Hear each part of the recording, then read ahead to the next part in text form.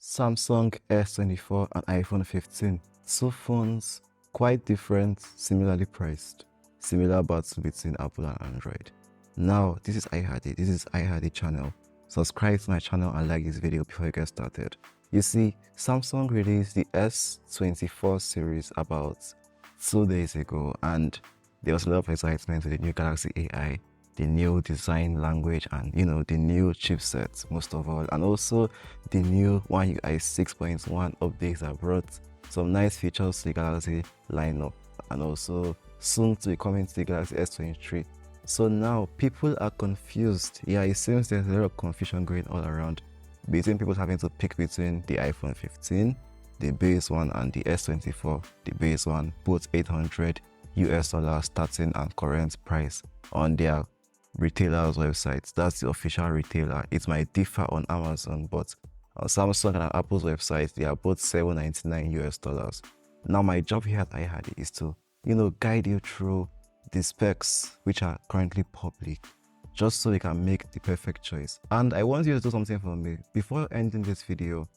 Right now, between the iPhone 15 and the S24, comment which one you currently think is better to buy, without any affiliations to ecosystem or the fanboy stuff and the Apple or Samsung fanboy, all that stuff. Just as a device, and as a device trying to be a perfect device, which do you think you're gonna buy right now? And after I watch this video, after I've hopefully convinced you either otherwise or the other way around, give me your final comments also. Yeah, and let's get started. Don't forget, no affiliations to ecosystem or fanboy stuff or whatever. Just plain which is better based on the specs they both have. Now, when you hold the iPhone 15 and the S24 initially, they have very similar feels, both aluminum edges, both kind of rounded, not so sharp and pointy, and both fingerprint resistant at the back with matte glass behind the back of the phone, and also very flat displays. Yeah, so the design language is very similar. I mean, someone literally said the S24 has exactly the body of an iPhone. Yeah, it's very hard to tell them apart when you look at them from side view. The S24 has Gorilla Glass Victus 2 as its display protection, while the iPhone has a ceramic glass that I feel it has to be stronger than the Gorilla Glass Victus 2. Yeah, so let's get over with displays. Samsung made one of the biggest upgrades to their displays this year, peaking at 2600 nits peak brightness, while Apple still has 2000 nits. To be honest, that's crazy on both ends. 2600 nits feels a bit too extreme because I don't see the device sustaining that for up to even 5 minutes. Yeah, and it's LTPO. Yeah, unlike the LTPS regular OLED panel on the iPhone, that's 60 Hz and 60 Hz. Yeah, which everyone doesn't like. No one likes that. No one will really choose 60 Hz over 120 Hz when they are holding all the cards. Yeah, so Samsung takes the win in display. Do not forget the S24 has thinner bezels than the iPhone 15. Yeah, the iPhone 15 still speaks the 14 Pro design language, while the S24 speaks the 15 Pro design language. But since they are both in the same price league, I'm comparing the both of them, regardless of how unfair it might seem. So display, Samsung destroys Apple. Yeah, Apple has higher pixel density, but it doesn't matter in the end. Trust me, it doesn't. On a 6.1 inch display, Full HD Plus is Full HD Plus. Both displays support Dolby Vision and the whole HDR10 Plus. Yeah, but when it comes to consuming content like watching videos, the iPhone obviously will do better in that. Apple just seems to be better at supporting stuff like Netflix codecs and general video playback, even YouTube. Yeah, the HDR is just comes out better on iPhone. But when it comes to interactivity with the display, Samsung takes that without breaking a sweat.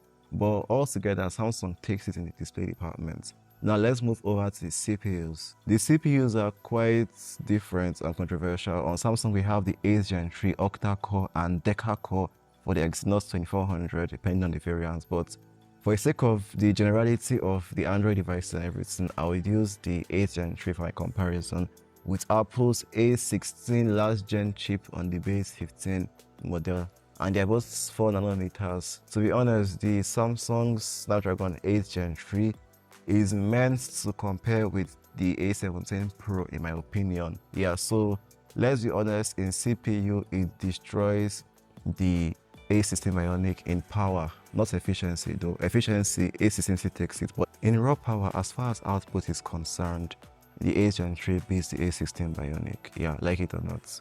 Only in efficiency that the A16 Bionic wins. You know, Apple is better with saving power and the whole performance per watt movement. Yeah.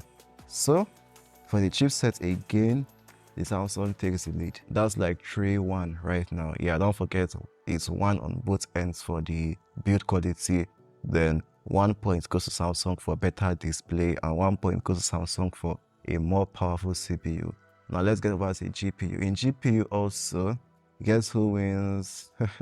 For GPU, we have Apple's 5-core GPU versus, you know, the Eclipse and is it Xclipse for the Exynos and Adreno 750 for the Snapdragon variant. And also the 8 Gen 3 wins in GPU. Yeah, it sustains gaming long term. I mean, it literally was used in all the gaming ROGs and the rest of them.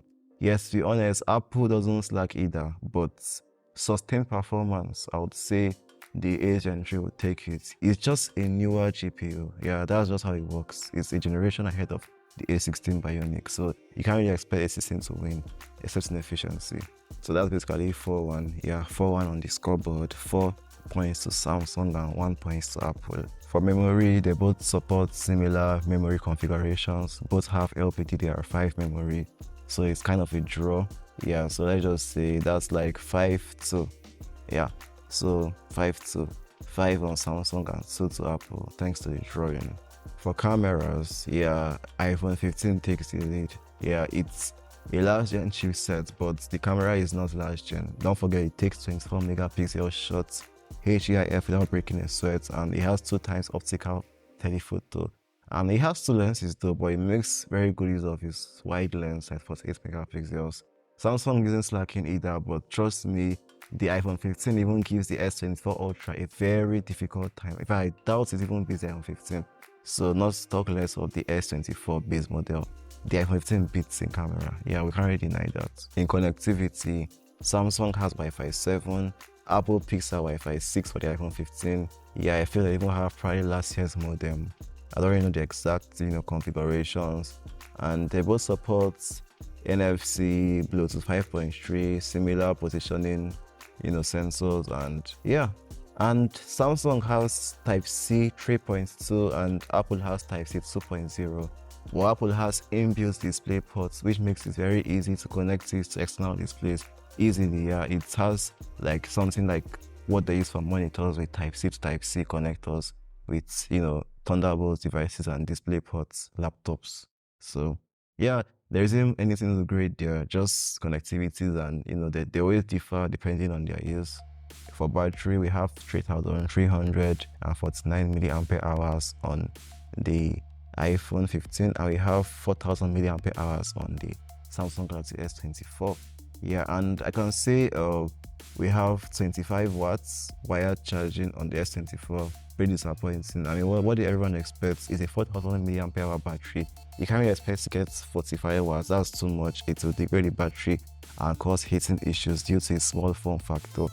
Yeah, so I think for battery they should perform quite equally. Yeah, we know the iPhone 15 has very good screen on time, but let's not forget the 8 Gen 3 will counter its lack of as much efficiency as Apple's A16 Bionic has with more mAh. Yeah, while the iPhone just has to be efficient, and I think they should both arrive at very similar screen on time. I don't see why they would have much differences. So another idea.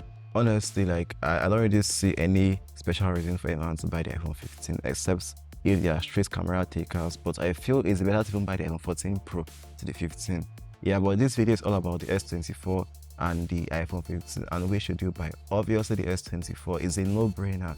I mean, they really need to watch this video to even know that. Yeah, the only reason you should use an iPhone is probably your ecosystem, and if it comes down to that, then get a promotion 14 Pro or 13 Pro. The 15 series is just weird. Yeah, except the Pro and Pro Max. The base and the plus are just there. That 60 hertz is just a deal breaker, to be very honest. Yeah. 60 hertz is just not it. Especially if you have a device at 120 hertz, or if you have used a 120 hertz phone in the past. There is no point going down 60 hertz. It always feel like the phone is not as peak performance, but it actually is. Just that Apple restricted the display and capped it at 60 hertz and gave it a non-LTPO panel. Yeah. So that's basically it. I hope I've been able to, guide you in choosing what's better. And don't forget, there's one more thing you need to know. Samsung has perfected their animations on this new series of phones that released. Perfected. You can't really play the animation card anymore with iOS. Yeah, they have made it as good as iOS, even better when you're scrolling. Yeah, so the battle got tougher than ever. Yeah, I mean, it was already tough on the S23 series, but the S24 took it to a whole new level. Anyway, don't forget to subscribe to my channel for more updates like this. Look, I know you guys would rather have someone that has the devices, but I don't have them yet. Yeah, so you just have to make do for. Trust me, bro. Yeah, so anyway, I'll see you guys in the next video.